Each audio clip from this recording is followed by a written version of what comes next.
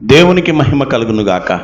మన ప్రభువును రక్షకుడైన యేసుక్రీస్తు ప్రభువారి శ్రేష్టమైన నామములో మీ అందరికి కూడా హృదయపూర్వకమైన వందనాలు తెలియజేస్తున్నాను.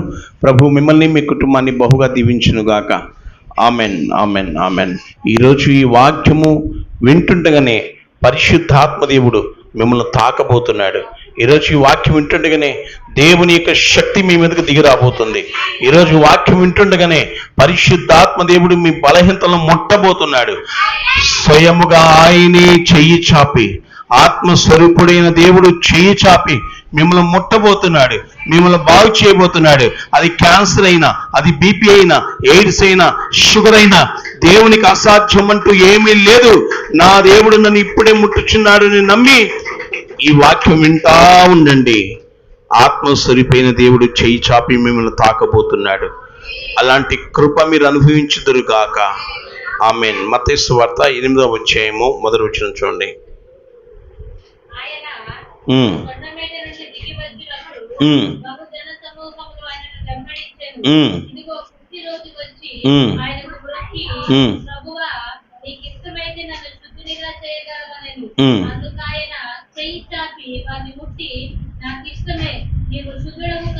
దేవునికి స్తోత్రం. శుద్ధుడు గురించి చెప్పగా దేవునికి మహిమ కలుగునుగాక. హల్లెలూయా. మనసు ఇక్కడ పెట్టి చక్కగా వినండి. ఈ వాక్యం ద్వారా దేవుడు మీతో మాట్లాడతాడు. మీ విశ్వాసం బలపడుతుంది. ప్రార్థన. మహాపరిశుద్ధుడా నా కన్న తండ్రి, వాక్యం మీది, ప్రజలు మీ వారు నా నాయన, వాక్యం వింటుండగా అద్భుతం జరిగించండి నా నాయన. ఎవరు ఏ బలహీనతల్లో, ఏ కష్టాల్లో, ఏ ఇబ్బందులు ఉన్నారో ఇప్పుడే ముట్టి స్వస్థపరచమని యేసు నామములో ప్రార్థిస్తున్నాము తండ్రి. Amen, amen. హల్లెలూయా. రైట్. మొదటి వచనంలో ఏముందంటే, ఆయన ఆ కొండ మీద నుండి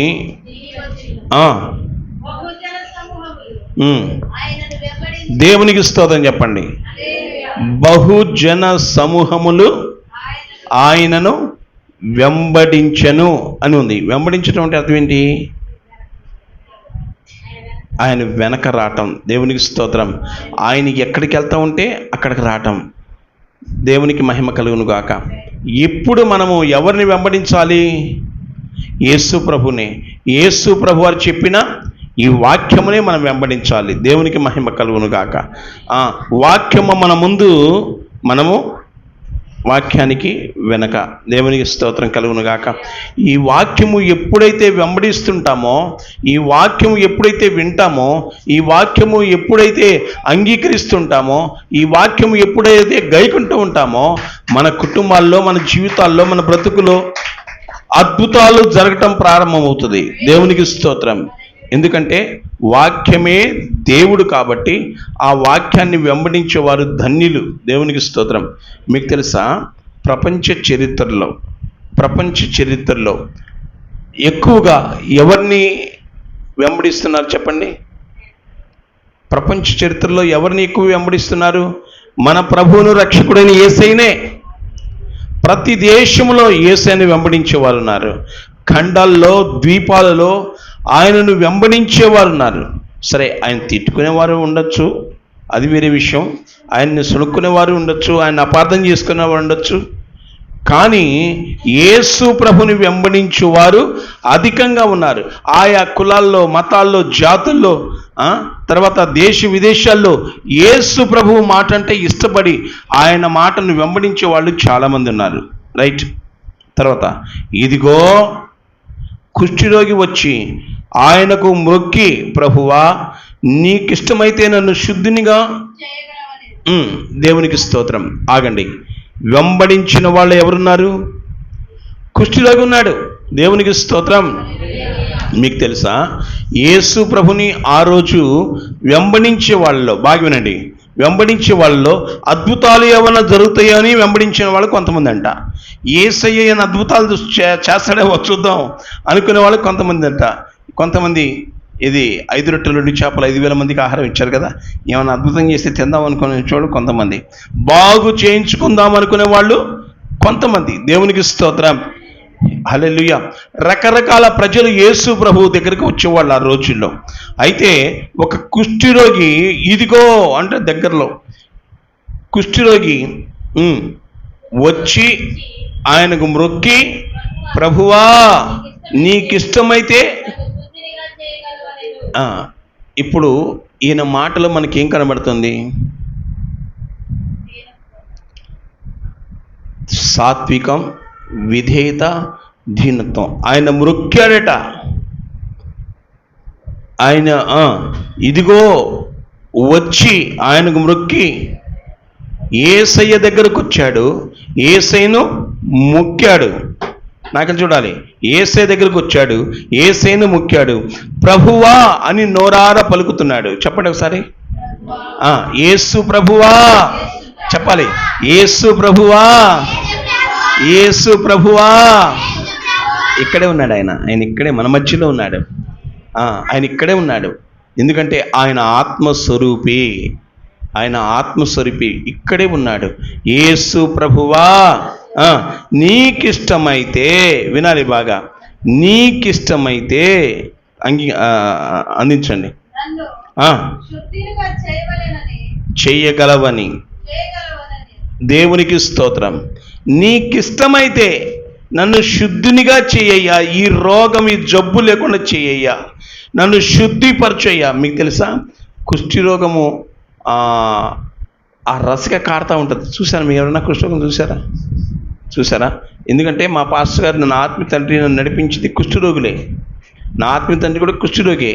వాళ్ళ ఈ ముక్కు, ఈ మూతి మనలాగా అందంగా ఉంటారు కానీ అందహీనంగా ఉంటారు. మొత్తం ముఖంతో ముడుచుకుపోతుంది, రసిక కారుతుంది. ఈ ఏళ్లలో రసిక కారుతూ ఉంటుంది, కాళ్ళ వేళ్ళల్లో రసిక కారుతూ ఉంటుంది. వాళ్ళు విడిగా నడవలేరు. వాళ్ళు సాక్స్ వేసుకోవాలి, ఆ రసిక కారకుండా సాక్స్ వేసుకోవాలి. ఎప్పటికప్పుడు కట్లు వేసుకోవాలి. నేను కూడా మా పాస్టర్ గారికి కట్లు కట్టాను. ఆ రసిక కారుతుంటే కట్లు కట్టేవాడిని నేను కూడా. వాళ్ళకి స్పర్శ తక్కువ కాబట్టి వాళ్ళని సమాజంలో కూడా రానియరు, చిన్న చూపుస్తారు. ఆ జబ్బు ఆడంటిద్దని. ఆ రోజుల్లో నా బాల్యకాలంలో మా పాస్టర్ గారు మా ఇంటికి వస్తున్నప్పుడు మా ఇల్లు పాస్టర్ గారు ప్రార్థన ద్వారా ఓపెన్ అయింది. దేవునికి స్తోత్రం. పాస్టర్ గారే నన్ను బైబిల్ ట్రైనింగ్ పంపించారు. దేవునికి స్తోత్రం. పాస్టర్ గారే నన్ను ఇక్కడ మందిరం దగ్గరలో, ఆ మందిరంలో సంఘ కాపరిగా పిలిచి, ట్రైనింగ్ ఇప్పించి, కూర్చోబెట్టి పిలిచి, తిమోతి రా, ఈ రోజు నుండి నువ్వు సంఘాన్ని నడిపించని దేవుడు, దైవజనుడి ద్వారా దేవుడు నాకు ఇచ్చాడు. దేవునికి మహిమ కలుగును గాక. ఆయన వెంబడించాను. వెంబడించిన క్రమంలో దైవజనుడు ఆశ ఏంటంటే నన్ను ఒక సేవకునిగా చూడాలని ఆశ. పరిశుద్ధాత్మదేవుడు అతనిలో ఉండి, నా పాస్టర్ గారిలో, నా ఆత్మ తండ్రిలో ఉండి కార్యం చేశాడు. దేవునికే మహిమ కలుగును గాక. కాబట్టి కుష్ఠరోగుల గురించి తెలుసు నాకు. వాళ్ళతో నడిచాను, వాళ్ళతో పడుకున్నాను. తర్వాత వాళ్ళు తినే ఆహారము సిక్కువాడ్ అని ఉండేది ఇక్కడ చింగ్శాంపేటలో. అంటే కుష్ఠరోగుల కాలనీలోనే సిక్కువాడ్ ఉండేది. సిక్కువాడ్ అంటే మీకు అర్థమవుతుంది కదా. సిక్ అంటే బలహీనులైన వార్డు అక్కడ ఉండేది. దాంట్లో వాళ్ళకి రాగి జావా సంగటి ఏదో పెడతారు. మా పాస్టర్ గారు అక్కడి నుంచి తెచ్చి మా పాస్టర్ గారు పోయి ఇచ్చేవాడు. నేను ఆ టైంకి వెళ్ళేవాడిని కదా. అక్కడికి వెళ్ళేసరికి కస్తూరి, మా ఆత్మీయ తల్లి పేరు కస్తూరి తిమోతి వచ్చాడు, రాగి జావ పెట్టు అనేవాడు. ఆ రాగి జావ ఎక్కడ తెలుసా? అక్కడదే. ఆ కుష్ఠరోగులకు పోయి పెట్టిన రాగి జావ నాకిస్తే నేను తిన్నాను. దేవుని మహిమ కలుగును గాక. తర్వాత మా పాస్టర్ గారితో కలిసి ప్రయాణం చేశాను. మా పాస్టర్ గారితో కలిసి దేవుని సేవ చేశాను. నేనంటే ఆయనకు ఒక నమ్మకం. తిమోతి అంటే నాకు నమ్మకం. ఇప్పుడు ఈ పిల్లలు, యవన పిల్లలు ఉంటే ఎంత మనకు ధైర్యం అనిపిస్తుంది, ఏ పని చేయగలరని. తిమోతి, ఇవాళ మనం విశాఖపట్నం వెళ్ళాలి, తొందరగా రెడీ అంటే అసలు స్పీడ్గా రెడీ అయిపోయి వెళ్ళిపోయేవాడిని. పిరంగిపురం వెళ్ళి, పిరంగిపురం నుంచి రైలుకి వెళ్ళిపోయేవాళ్ళం మేము. ఇలా హైదరాబాద్ వాడిండిడ్ అనుకుంటాను. తర్వాత విశాఖపట్నం దగ్గర ఏదో ఊరుంది, అక్కడికి వెళ్ళాను. బాపట్ల మా పాస్టర్ గారితో పాటు చాలా స్థలాలకు వెళ్ళాను. దేవునికి మహిమ కలుగును గాక. కుష్ఠరోగుల కాలనీలో చాలామందికి నేను తెలుసు. Thank you lot. మా పాస్టర్ గారి పేరు వీర రాఘవులు గారు. ఆయన కుష్ఠరోగి అయితే దేవుని పిలుపుని అందుకొని దేవుని సేవలోకి వచ్చాడు. ఆయన్ని స్టెఫెన్ అని కూడా అంటారు. దేవుని స్తోత్రం. ఆయన సేవ చేసింది గుంటూరు జిల్లా చింగ్స్ఖాన్పేటలో సేవ చేసేవాడు. నా ఆత్మీయ పుట్టినిల్లు అక్కడే. వాళ్ళే నన్ను ఆత్మీయంగా పెంచారు, ఆత్మీయంగా కన్నారు, ఆత్మీయంగా పెంచారు, ఒక సేవకుడుగా చేసింది వాళ్ళే. దేవునికి స్తోత్రం. అందుకే నాకు ఈ కుష్ఠరోగులు అనగానే గుర్తుకొచ్చారు నాకు. మనం జ్ఞాపకం చేసుకోవాలి కదా, మన స్థితిని మర్చిపోకూడదు. మనం ఎక్కడి నుంచి వచ్చామో, మనకి ఎవరు సహాయం చేశారో వాళ్ళని మనం మర్చిపోకూడదు. దేవునికి స్తోత్రం. అయితే ఆ కుష్ఠరోగి దీనాతి దీనము. మీకు తెలుసా ఎంత బాధపడుతుంటాడు ఆ కుష్ఠరోగి? అయితే మ్రొక్కి, ప్రభువా నీకిష్టమైతే నన్ను శుద్ధినిగా చేయగలవు అని అనగానే ప్రభు అన్నాడు,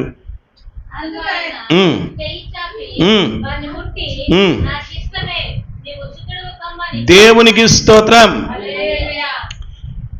ఇప్పుడు కుష్ఠరోగి ప్రార్థించాడు, అదే కదండి, ప్రార్థించాడు, అడిగాడు,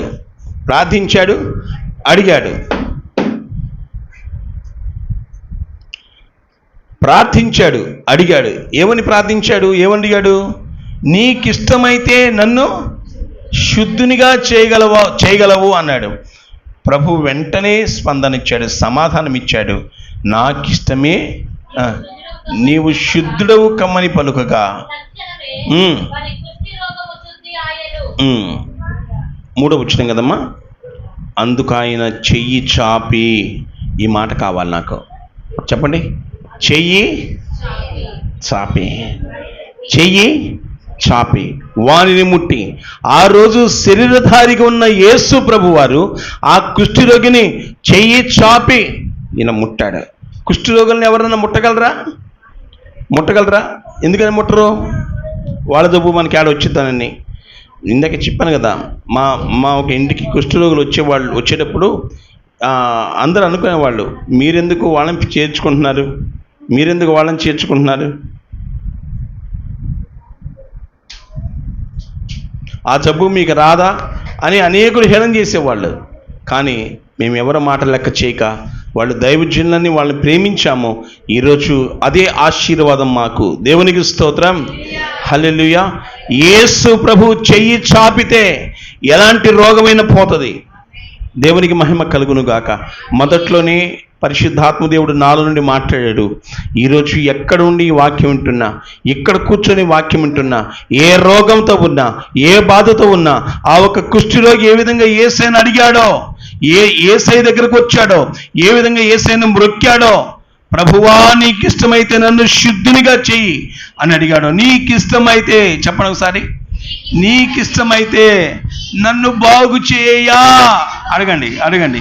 నీకిష్టమైతే నా భర్తను బాగు చేయా, నీకిష్టమైతే నా భార్యను బాగు చేయా, నీకిష్టమైతే నా పిల్లల్ని బాగు చేయా, నీకిష్టమైతే నా అత్తమామలను బాగు చేయా, నీకిష్టమైతే నన్ను బాగు చేయా, నీకిష్టమైతే నా దేశాన్ని బాగు చేయా.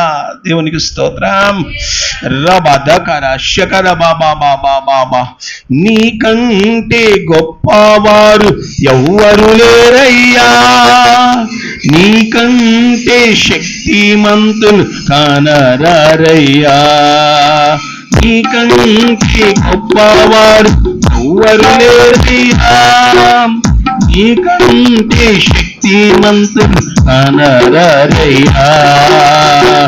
రేణు వంటి నా బ్రతుకు రేపినాకు నీ పదగా, లోకమంతు జ్యోతిగా నిలిపినది నీవేగా.